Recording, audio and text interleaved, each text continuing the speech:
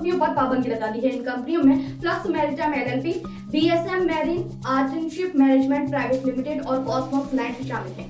Iran के खिलाफ दबाव बढ़ाने की ट्रंप प्रशासन की नीति के तहत एक बड़ा बदलाव और फैसला लिया गया है। आपको बता दें, भारत की ओर से अब तक इस पर कोई भी प्रतिबंध की प्रतिक्रिया सामने नहीं आई, जबकि भारत के ईरान और अमेरिका दोनों के साथ ही अच्छे संबंध हैं, लेकिन इस बीच विश्व गुरु हिल चुके हैं। लोग कह रहे हैं कि हमारे लोगों को बेड़ियों में डालकर वापस भेजा जा रहा है और उसकी तस्वीरें सोशल मीडिया पर खूब वायरल की जा रही है। इसके अलावा हम पर टैरिफ कम करने का भी दबाव बनाया जा रहा है, हमारी कंपनियों पर पाबंदी लगाई जा रही है। क्या इसीलिए ट्रंप ने मोदी की कुर्सी पीछे खींची थी? दोस्तों, आपको बता दें, ट्रंप एक दिन भी खाली नहीं जाने दे रहे। जब से प्रधानमंत्री अमेरिकी दौरे से वापस आए हैं, तब से ट्रंप हर रोज झटके पर झटके दिए जा रहे हैं। आजकल कह सकते हैं कि मोदी की नींद जिसने सबसे ज्यादा उड़ाई है, वो शख्स है डोनाल्ड ट्रंप। ट्रंप का व्यवहार मोदी के प्रति यूं ही चेंज नहीं हुआ। इसके लिए आपको बस थोड़ा सा पीछे जाना होगा और पूरी हिस्ट्री को समझना होगा।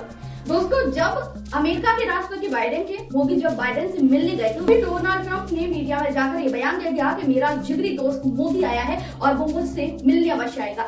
उस समय राष्ट्रपति चुनाव भी नहीं हुए थे, मगर वहां का मीडिया कमला हैरिस को ऊपर पका रहा था। इसको देखते हुए मोदी ने सोचा, बगैर बेकार के ट्रंप के पास जाकर अपना समय क्यों ही बर्बाद करूं। मोदी ट्रंप को धोखा देकर अमेरिका से यूं ही वापस निकल गए। अब मोदी तो ट्रंप की भरपूर बेइज्जती करके आ गए। उसके बाद तो ट्रंप की वहां की मीडिया और अपोजिशन पार्टी ने ऐसा धोया कि ट्रंप बेहद आपत्तिजनक महसूस कर रहे थे। ट्रंप को मोदी से इस तरह के व्यवहार की कतई उम्मीद नहीं थी। जहां मोदी कमला हैरिस पर दाव लगाकर खेल रहे थे, तो वहीं आ गए डोनाल्ड ट्रंप। जिस ट्रंप को वो एक फूका हुआ कारतूस समझ रहे थे, वो एक परमाणु बम बनकर उभरा है। अब बस यहीं से ओवरटेकिंग शुरू हो गई। सबसे पहले ट्रंप ने आते ही सबसे बड़ा काम ये किया कि मोदी को शपथ ग्रहण समारोह में खास तौर पर नहीं बुलाया। इसके अलावा भारत के सबसे बड़े शत्रु चीन को बुलाकर महज चिढ़ाने की वजह से निमंत्रण पेश किया। उसके बाद वो घुसपैठिए भारतीयों को जंजीरों में बांधकर भेजने की तस्वीरें पूरे सोशल मीडिया जगत में साझा करके भरपूर बेइज्जती कर रहे हैं। उसके बाद उन्होंने भारत पर भरपूर टैरिफ लगाने की घोषणा कर दी है। साथ ही ट्रंप यही नहीं रुके हैं, उन्होंने अडानी की गिरफ्तारी की बात कही।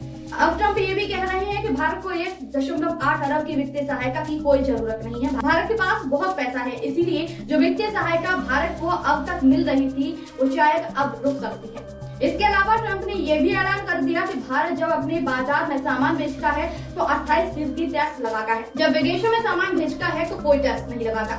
ऐसा करते ही भारतीय कंपनियों का सामान अमेरिका में महंगा हो जाएगा और भारतीय कंपनियों की अमेरिकी कंपनियों के सामने पूंजी बचने लगेगी। आपको बता दें, अब ट्रंप ने भारतीय कंपनियों पर रोक लगा दी है, लेकिन ये पहली मौका नहीं है जब कंपनियों पर रोक लगाई गई है। जब अमेरिका ने भारत की कंपनियों पर पाबंदी लगाई, इससे पहले अमेरिका ने अक्टूबर में भी भारत स्थित कंपनी गब्बारो शिप सर्विसेज पर भी पाबंदी लगाई थी। दोस्तों, आप इसके बारे में क्या सोचते हैं, कमेंट करके बताइएगा।